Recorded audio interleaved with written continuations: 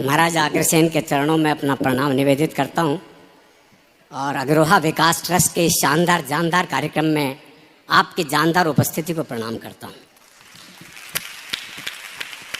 ये सब आपके अग्रोह वालों के ही है ना, ये कैमरे वाले? हाँ, मीडिया के तो नहीं है ना? वैसे भी मीडिया ने बहुत दुखी कर रखा है। हाँ, वो 1 साल से तो ब्याह ही ख़त्म नहीं हो रहा अंबानी के छोरे का। सच में ये शिवजी के ब्याह के बाद दूसरा ऐसा ब्याह है जिसमें भूत प्रेत पिशाच चुड़ैल देवी देवता सब नाचे। भाई वाह अरुण भाई वाह।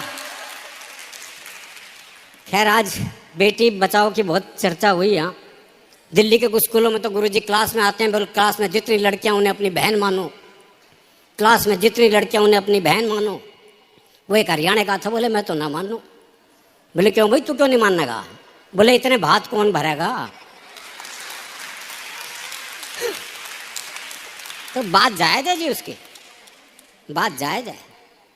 तो जब वो इतनी दूर का भविष्य जानता है, निकट का तो जानता ही है। वो क्लास में टीचर ने सवाल कर दिया, बोले मैंने तुझे थप्पड़ मारा, इसका भविष्य काल बता। बच्चा बोला तेरी साइकिल में पंचर मिलेगा।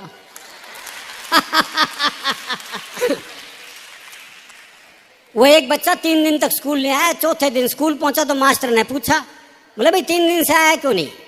बोला जी हमारी भैंस ने काटड़ा दिया है। तो मास्टर बोला भाई इसमें क्या खास बात हो गई? बोले खास नहीं तो तू दे के दिखा।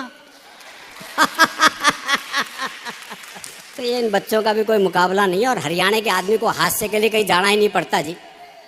वो एक पुलिस के सिपाही को छुट्टी चाहिए थी, पहुंच गया SHO के पास, बोले छुट्टी चाहिए। बोले बहुत काम है, छुट्टी नहीं मिल सकती। बोले जी छुट्टी तो मैं लेके रहूँगा। बोला अच्छा एक सवाल का जवाब दे दे, छुट्टी दे दूंगा। बोले सवाल कुछ भी पूछ लो। बोला अच्छा ये बता, कटप्पा ने बाहुबली को क्यों मारा? ये अंतर्राष्ट्रीय सवाल पूछ लिया जी उससे। बोले ये बता, कटप्पा ने बाहुबली को क्यों मारा?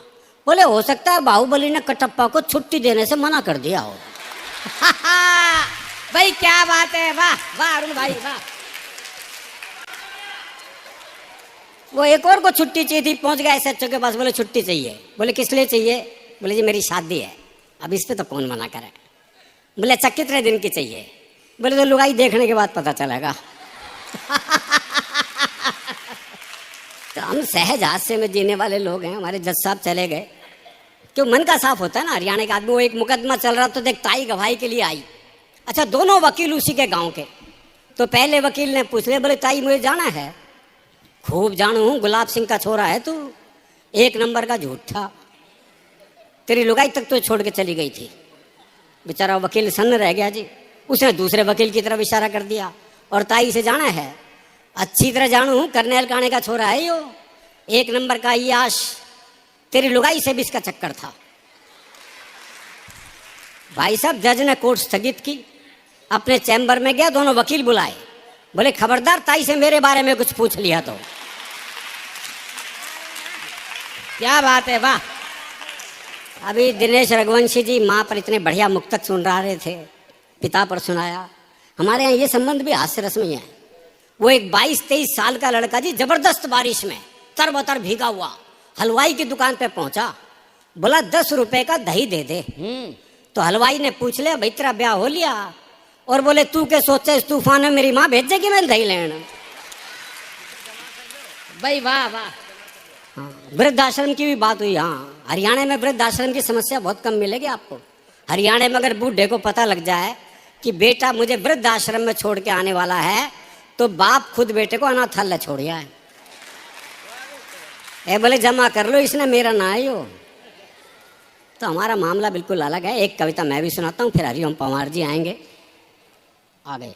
हाँ, ये मैंने कल्पना करी है कि स्वर्ग में जो देवी देवता हैं, इनके वाहन कितने युगों से काम कर रहे हैं। तो वहाँ भी जानवराधिकार आयोग पहुँच चुका है।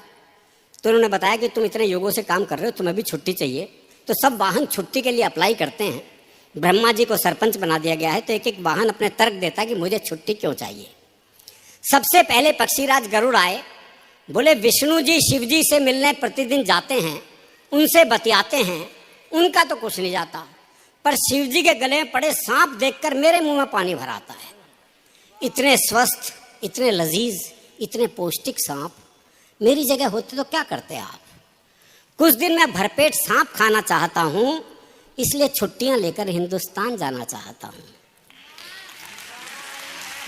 कुछ दिन मैं भरपेट सांप